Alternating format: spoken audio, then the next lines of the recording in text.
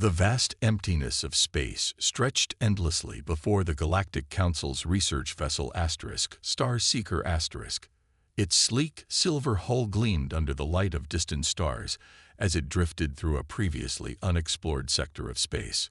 Inside the ship's main research lab, Dr. Vex stood tall on his four legs, his scaled skin reflecting the blue glow of holographic displays that surrounded him. "Another day, another pile of space debris," he muttered, his inner eyelids blinking rapidly as he studied the sensor readings. The archaeological team had spent 3 months searching this sector for artifacts of historical significance, but they had found nothing worthy of the Grand Museum. Behind him, James Walker looked up from his workstation. As the only human member of the archaeological team, he often found himself ignored or dismissed by his alien colleagues. He was used to their subtle looks of superiority whenever he suggested something. "Dr. Vex, I'm picking up some unusual readings from Grid Sector 7, Walker said, his voice calm but eager. "There's a large object caught in what appears to be a temporal stasis field." Dr. Vex flicked his tail dismissively. "Probably another abandoned trading vessel. The shipping lanes used to run through this sector centuries ago." Nevertheless, he commanded the ship to change course and investigate. As they approached the anomaly, the massive shape slowly came into view through the observation window. Walker's heart nearly stopped. His hands trembled as he enhanced the image on his screen. The ship was enormous, easily twice the size of their research vessel. Its dark hull was angular and purposeful, bearing the unmistakable design of human military engineering. That's impossible," Walker whispered, his eyes fixed on the designation barely visible on the ship's hull. "USTHUNDERS AIL." Dr. Vex and the other researchers gathered around the window, their expressions a mixture of curiosity and disappointment. "A human vessel?" Dr. Vex's assistant, Lynn, asked with poorly concealed disdain. "How quaint." "Not just any vessel," Walker said, his voice growing stronger. "This is the U.S. Thunderchild. She disappeared 300 years ago during the First Contact War. She was humanity's most advanced warship, our flagship." Dr. Vex waved 3 of his arms in a gesture of dismissal. "A primitive warship from a primitive time, hardly worth the effort of recovering." He turned to walk away, but Walker's next words stopped him. "Then why is it in a temporal stasis field that your sensors can't penetrate?" The alien archaeologist paused, his scales shifting color slightly, a sign of annoyance in his species. "Our sensors can penetrate any known form of temporal distortion," he stated firmly. Walker pointed to the readings on his screen. "Look at the data yourself, Doctor. The field surrounding that ship is like nothing in your database. And if I'm reading these energy signatures correctly, the ship's systems are still running." This caught Dr. Vex's attention. He moved to Walker's station, all 6 of his eyes focusing on the display. "Impossible," he muttered, but this time with a hint of uncertainty in his voice. The team spent the next several hours running every scan they could think of on the mysterious vessel. The more they studied it, the more puzzling it became. The hull was made of materials that shouldn't have been available to humans 3 centuries ago. The power readings, though faint, suggested systems far more sophisticated than expected from a primitive warship. "We should call this in," Lynn suggested, her tentacles writhing nervously. "The Council will want to know about this anomaly." Dr. Vex agreed, but as he turned to give the order, Walker noticed something on his screen that made his blood run cold. The ship's systems weren't just running, they were active. And if his understanding of old military protocols was correct, the Thunderchild wasn't just sitting there, it was watching them. Deep within the ancient warship's hull, in rooms still untouched by time thanks to the stasis field, circuits that hadn't fired in 3 centuries began to warm up. In the darkness of the bridge, a small light blinked on, and the ship's AI began its assessment of the visitors. "Analyzing vessels in proximity. Cataloging potential TVREs. Maintaining surveillances pirotosivas. Awaiting authorized human HFY. The legendary Thunderchild might have appeared dormant to the archaeological team, but like a great predator feigning sleep, it was very much awake and very much aware of everything around it. Over the next few days, the Starseeker maintained its position near the Thunderchild. The research team had set up a temporary docking tunnel between the two ships, allowing them to move back and forth for their studies. Dr. Vex insisted on treating the human warship like any other ancient artifact, but strange things kept happening that made his team nervous. "Look at these energy readings," Lynn said, showing her tablet to Dr. Vex. "They keep changing. It's as if the ship is breathing." Her tentacles curled in confusion as she studied the data. Dr. Vex made a sound that humans would interpret as a laugh. "Don't be ridiculous. This is just an old human warship. Their technology was basic at best." He walked over to a nearby wall panel and tapped it with one of his claws. "See? Simple metal and circuits. Nothing special." Walker, who was checking some readings nearby, kept quiet. But he had noticed things the others hadn't. The way the ship's internal lights would dim slightly when alien technology was brought too close to sensitive areas. The soft hum that seemed to follow them through the corridors. The subtle way the temperature would drop whenever someone tried to access the ship's computer systems. "You know," one of the junior researchers said, "I could swear the doors closed faster behind me yesterday when I was carrying that scanning device." "That's because you're carrying unknown equipment," Walker finally spoke up. "The ship is probably running defense protocols." The alien scientists turned to look at him, their expressions showing various forms of disbelief and amusement. Defense protocols. Dr. Vex's scales rippled with colors of amusement.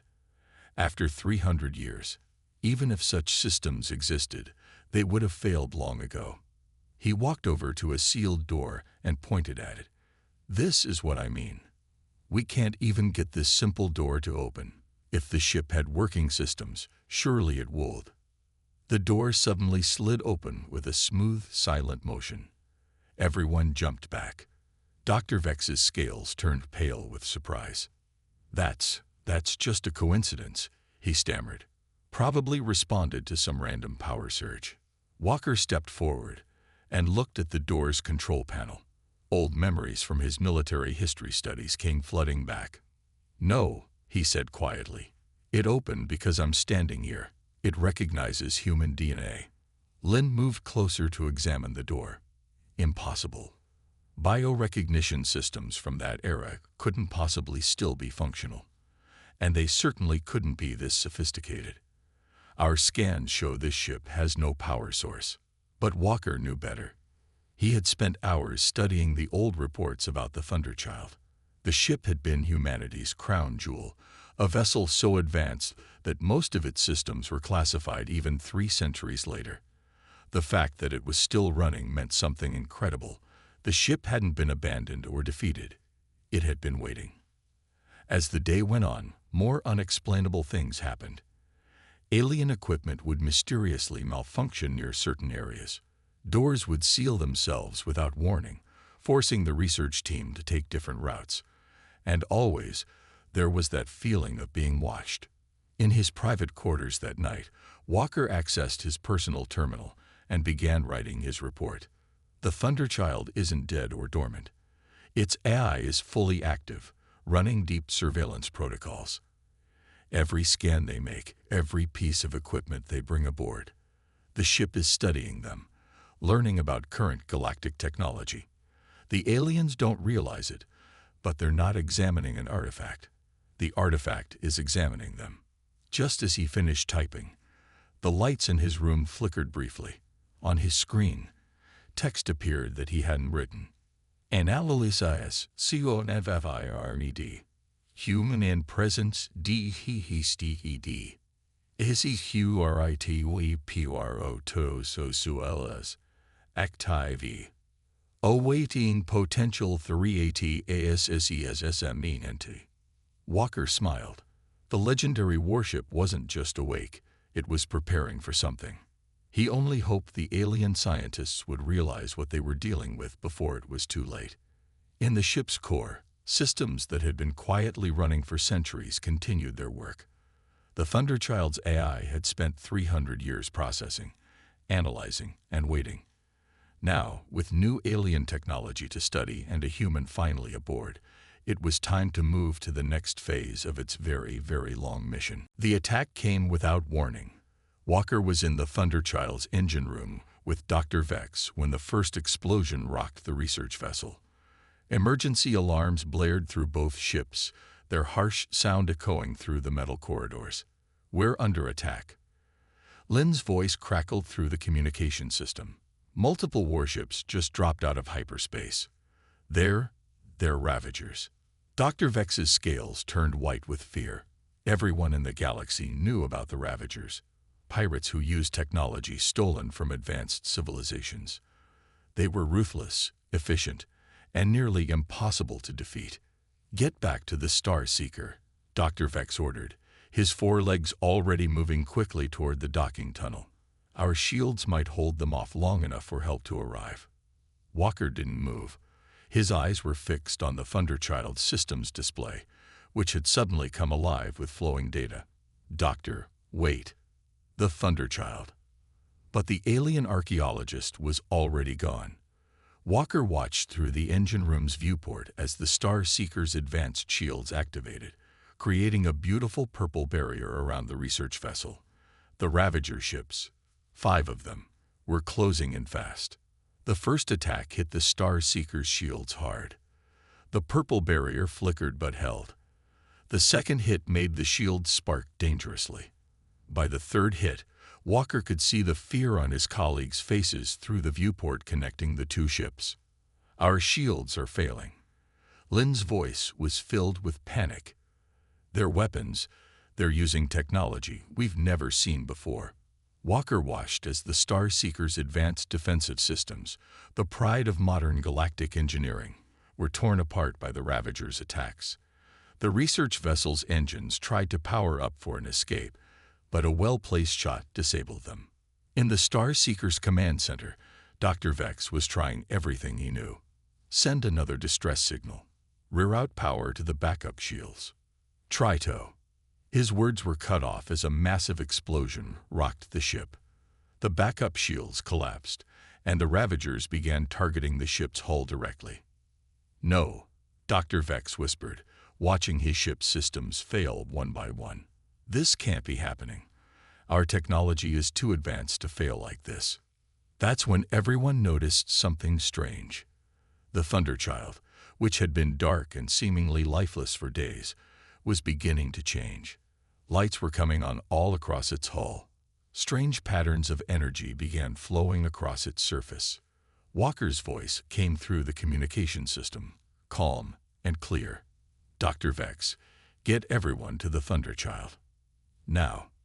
That ancient human relic. Dr. Vex couldn't believe what he was hearing. It doesn't even have working shields. Another explosion rocked the Star Seeker. Through the smoke and chaos, they could see the Ravagers preparing for their final attack. Their ships moved into position, weapons charged and ready to destroy the research vessel completely. "Trust me," Walker said firmly. "You don't have any other choice." Dr. Vex looked at his failing systems, then at his terrified crew. He made his decision. "Everyone to the docking tunnel. Move." The research team barely made it across to the Thunderchild before another blast tore through the Star Seeker's hull. As the last crew member stumbled through the airlock, Walker sealed the docking tunnel.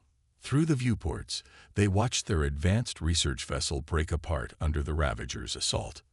"We're dead," Lynn whispered, her tentacles trembling. "We're trapped in a powerless relic with no shields, no weapons, and no way to call for help." But Walker wasn't listening. He was watching the Thunderchild's systems with a slight smile on his face. All around them, the ancient warship was waking up. Lights brightened, engines hummed to life, and deep within the ship's core, something powerful was stirring. On every screen in the ship, green text appeared. 380 Leveal, Maxi Muem, We 8 pilots stems. On aligning. Defensive piortosivos. Engaged. Combat mode. Activated. The Ravagers had just made a terrible mistake. They hadn't just found an old human warship. They had awakened a sleeping giant.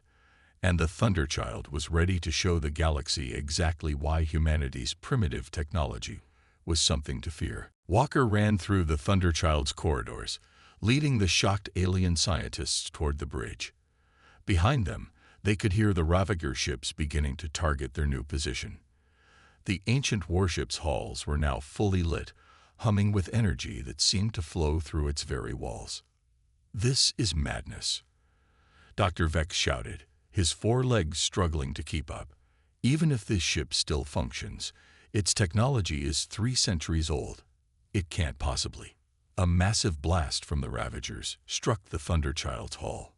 Everyone braced for the impact, but instead of destruction, they felt nothing.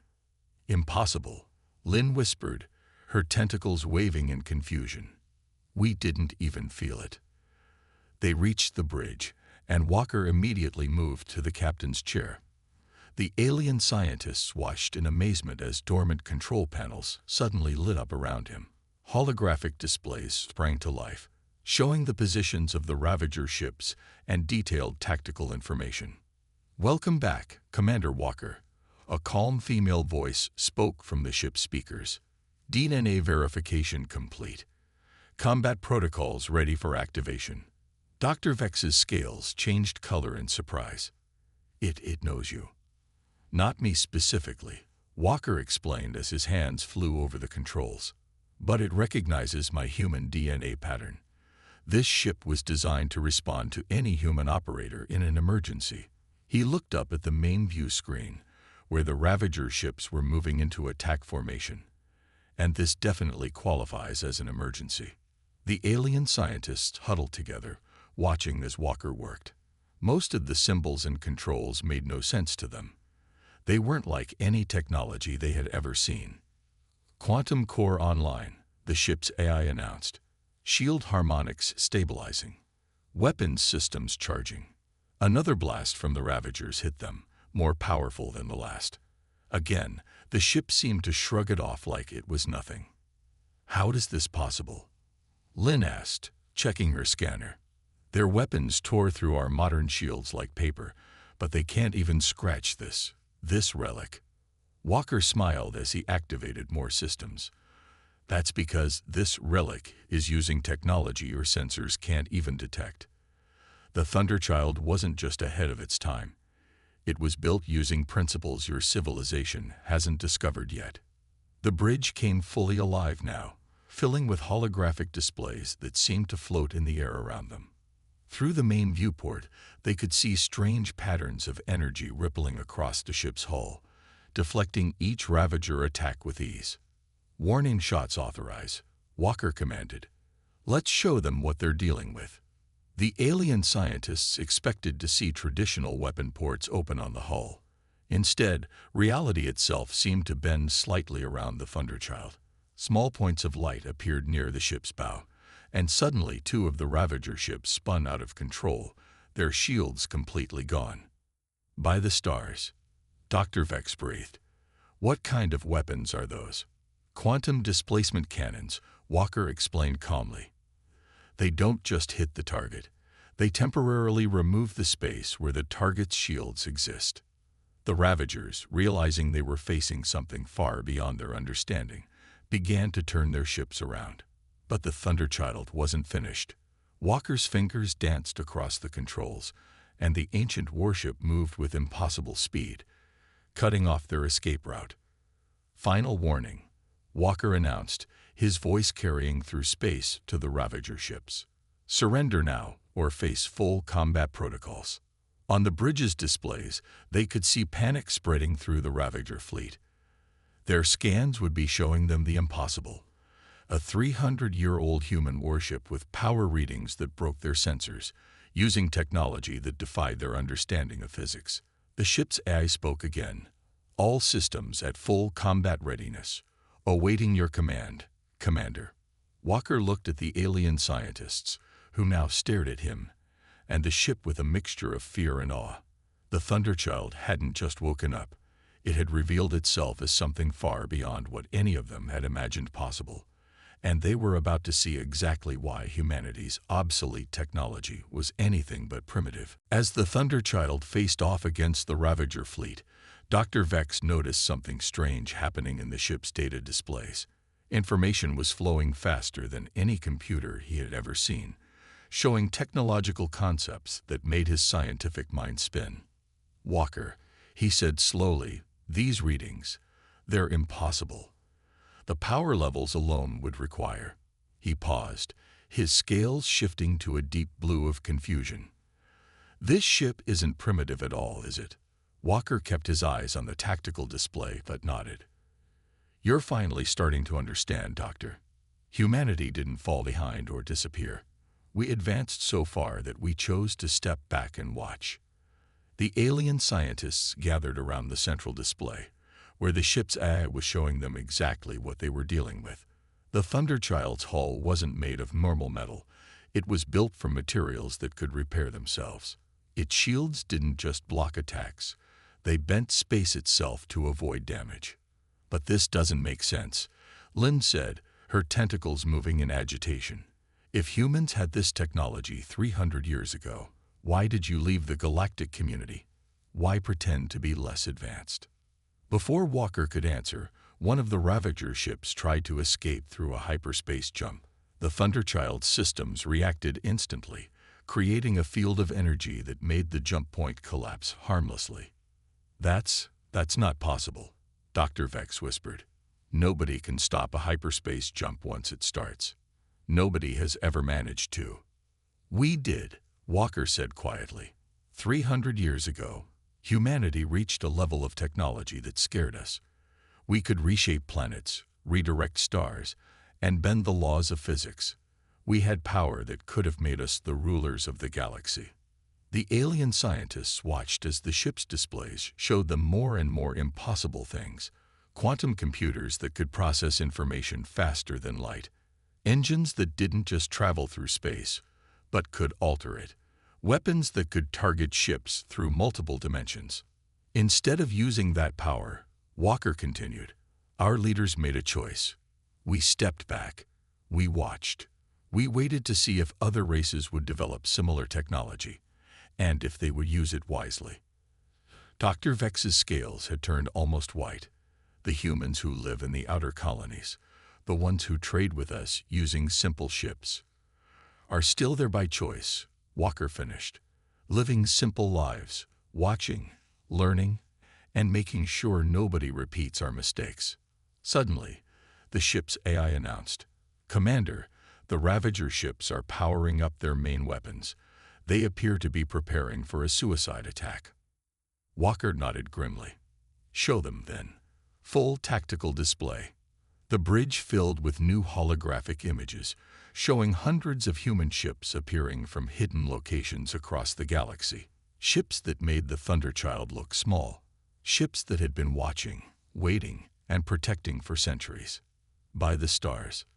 Lynn gasped. "They're everywhere." "Not everywhere," Walker corrected. "Just wherever we're needed. The Thunderchild isn't a relic, Dr. Vex. It's a guardian. One of many we left behind to protect the younger races while they grow." The Ravager ships, seeing the same display, began powering down their weapons. Their crews had finally realized what they were actually facing. Not an ancient warship, but the unveiled power of a civilization so advanced it had chosen to hide its true nature. Dr. Vex turned to Walker, his scientific mind finally accepting the truth. "All this time, while we thought we were the advanced ones, you were just waiting." "Waiting and hoping," Walker said. "Hoping that when we finally revealed ourselves, the galaxy would be ready for what we had to teach." He looked at the frightened but curious faces of the alien scientists. "Maybe, thanks to this incident, that time is finally coming." The Thunderchild's AI spoke again, but this time its message made everyone on the bridge freeze in amazement. "PHAZ-1 Home Pilate. Revelation Protocol INITA. ET. Awaiting instructions from Earth Prime. The HFY are ready to return. The Ravager ships hung in space before the Thunderchild, their crews frozen in indecision. They had come expecting easy prey, but found themselves facing something beyond their comprehension. Through the main viewport, Walker could see their weapons powering up again, fear driving them to one final desperate attack. "They're not going to surrender," Walker said quietly. "The Ravagers never do." Dr. Vex moved closer to the tactical display, his scales now showing colors of concern. "Even with your advanced technology, there are still 5 of them, and only one of us." Walker smiled slightly. "Watch and learn, Doctor. This is why humanity chose to hide its power." His fingers moved across the control panel. "Thunderchild. Combat Mode Alpha. Show them what we can really do." The ship's response was immediate and stunning.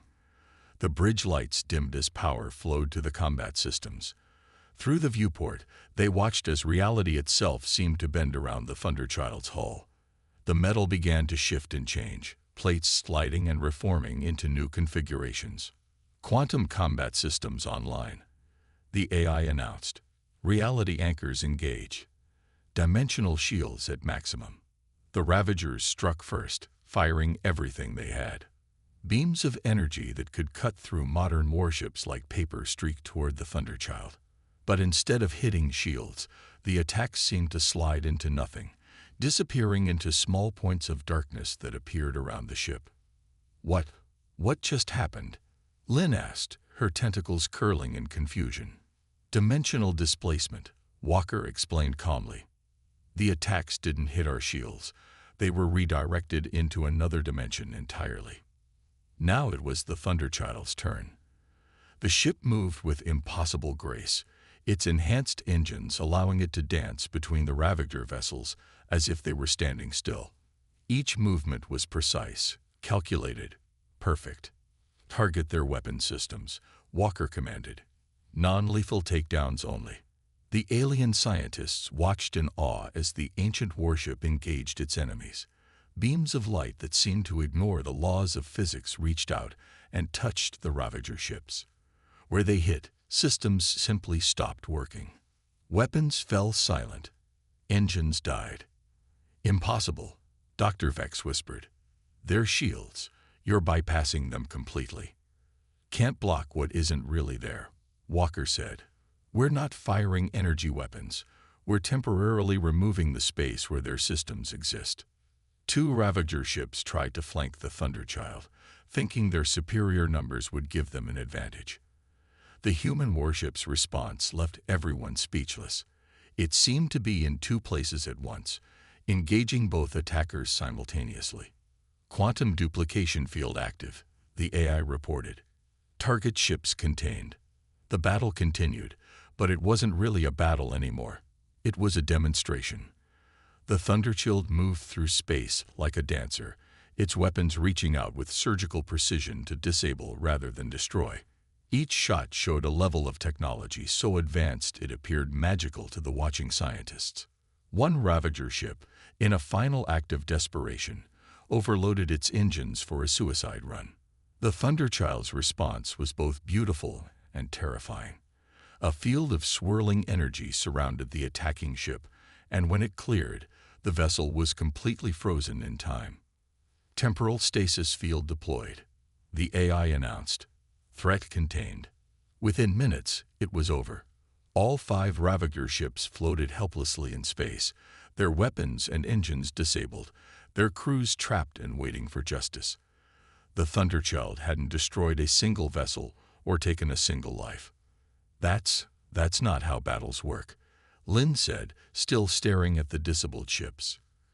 "Combat is supposed to be violent, destructive." Walker stood from the captain's chair, looking at the stunned alien scientists. "That's exactly why humanity stepped back. We had reached a level where we could win any battle without destruction, where we could disable instead of destroy, protect instead of punish."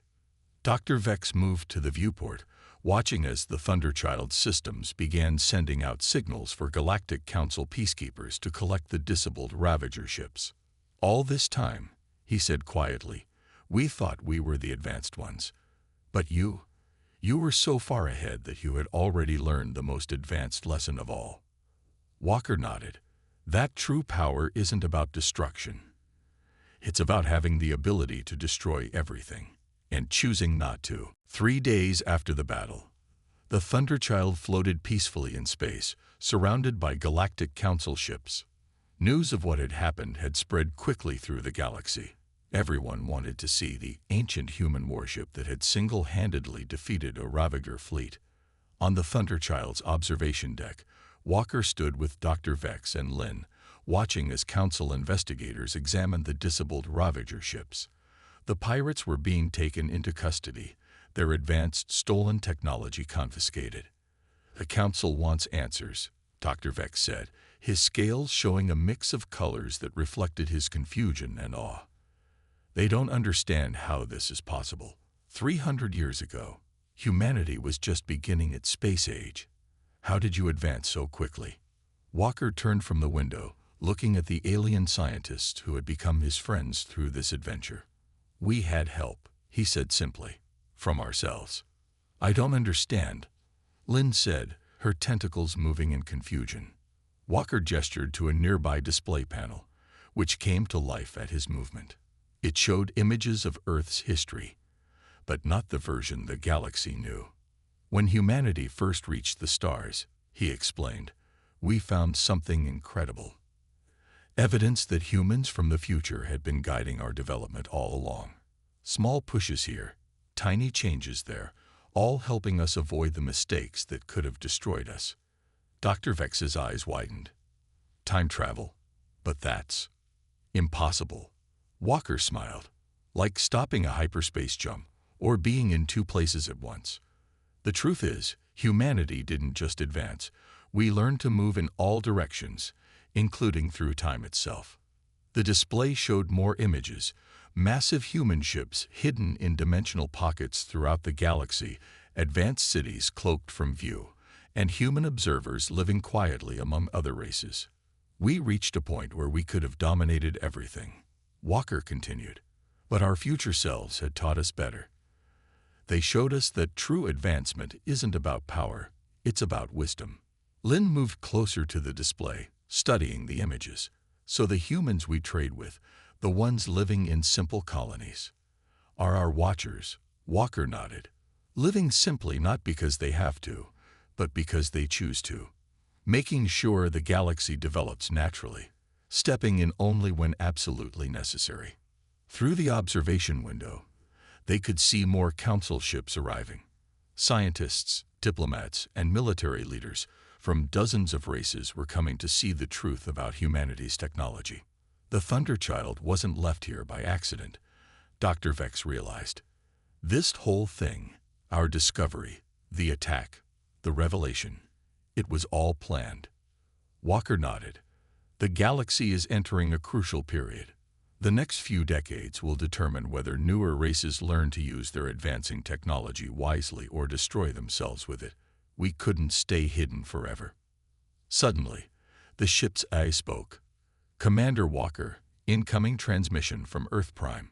The observation deck's main screen lit up, showing a symbol the alien scientists had never seen before. A modified version of the old United Nations emblem, but with elements suggesting technology far beyond current understanding. "It's time," Walker said softly.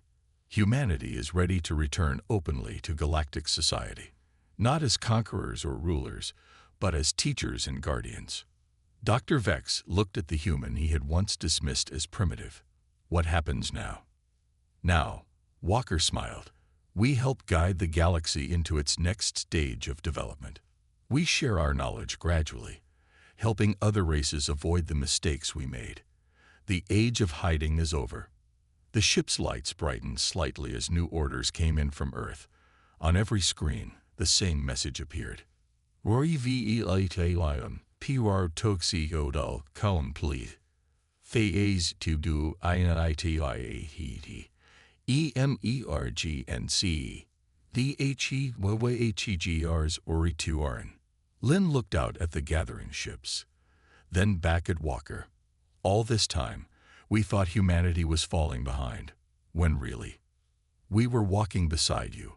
Walker finished, making sure you didn't fall. And now, finally, we can walk together openly. As if to emphasize his words, the Thunderchild systems began to power up. Not with the combat displays of before, but with welcome messages in every known galactic language. The ship that had revealed humanity's truth would now serve as the bridge between the past they had pretended to be and the future they had always been preparing for. The age of secrets was over. The age of sharing had begun.